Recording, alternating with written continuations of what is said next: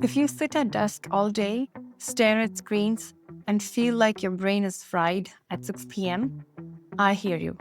I'm a software engineer, and that was my daily life too, until I picked up Carnatic music as a hobby, and it changed everything. Hey everyone, I'm a software engineer by day and a Carnatic music nerd by passion. You would think we have nothing in common, right? But honestly, Carnatic music has become one of the most powerful forces that complements my work in tech. So if you are on the edge and considering learning this art form at an age and place in life, when life has become just too busy for you, I put together 7 compelling reasons why you should consider learning Carnatic music, especially when you have a crazy work-life balance with a job like tech. Let's dive in. Reason number 1, the perfect detox and an offline companion. After a day full of meetings, code reviews, and work chat notifications, my brain craved a break. Not Netflix, not scrolling, something deeper. That's when Carnatic music steps in like an elixir. I can simply find a small place in the corner of the room, turn on my tanpura, and sing to my heart's content. I can pick a raga that connects with me that particular day and based on how the day went by. Some compositions in Carnatic music are so meditative, like Muthuswami Dikshithar's Navavarna, for example. Or there are some that are absolutely peppy, with rhythmic structures and whatnot, like Tyagaraja Pancharatnam. The options are endless. Or sometimes simply sustain swaras for long periods of time that instantly resets my brain and leaves me rejuvenated to tackle the rest of the evening. Reason number 2, yoga is literally built into the practice. We don't often think of singing as a physical exercise, but classical music, especially Indian classical music, like Carnatic music, absolutely is. Breath control, posture, lung capacity, it's all there. It's like I'm getting a mini pranayam session every time I practice alapana or even hold long notes. Over time, I've noticed that my breathing has become more mindful and steady, even during stressful moments at work. All right, reason number 3, it gives me structure in life. Software engineering can be chaotic.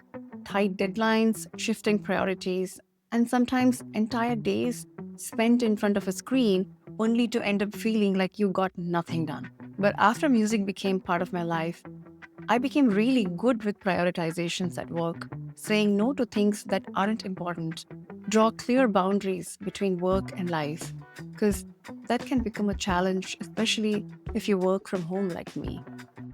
Reason number 4, the depth is infinite.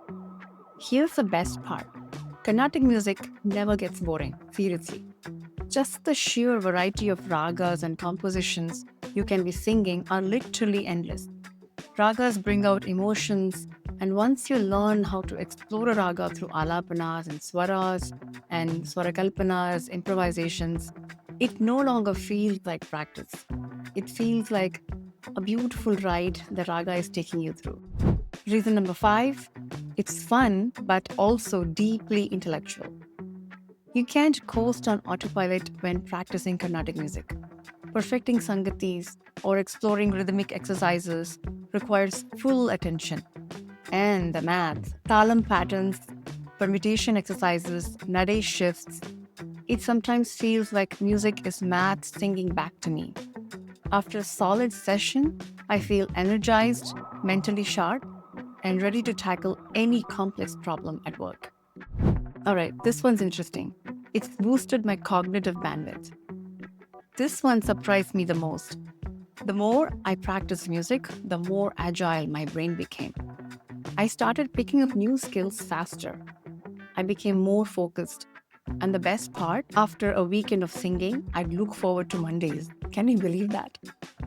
Because a part of my brain that handles logic and code had gotten a chance to rest and recharge, I was ready to tackle a new work week with full enthusiasm. And finally, reason number 7, tech and music fuel each other. Because I think like an engineer, I started finding ways to bring that mindset into music. Take Varnams, for example.